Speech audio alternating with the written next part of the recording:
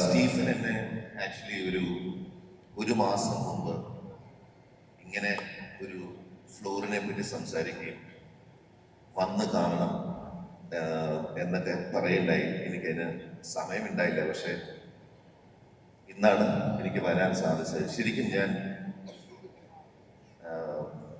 ഞാൻ ശരിക്കും ഞെട്ടിപ്പോയി. കാര്യം എനിക്കൊരു പ്രതീക്ഷ ഉണ്ടായിരുന്നു. ഞാൻ മിക്കവാറും പല സ്റ്റുഡിയോ ഇന്ത്യയിലും വെളിയിലും ഒക്കെ വർഷങ്ങളായിട്ട് ഷൂട്ട് ചെയ്തിരിക്കുന്ന ഒരു മനുഷ്യനാണ്. ധാരാളം സെറ്റുകളും കാര്യങ്ങളൊക്കെ. അതിൽ മിക്കവാറും ഭൂരിഭാഗം ഷൂട്ട് മിക്കവാറും ബോംബെയിലായിരിക്കും.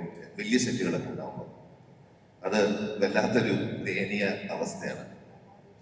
കാര്യം വളരെ എക്സ്പെൻസീവ് ആയിട്ടുള്ള ഫ്ലോറ്. പക്ഷെ അതിൻ്റെ ബേസിക് ഇൻഫ്രാസ്ട്രക്ചർ ഒന്നുമില്ലാതെ നമ്മളവിടെ കാർപ്പറ്റൊക്കെ ഇട്ട് കവർ ചെയ്തു.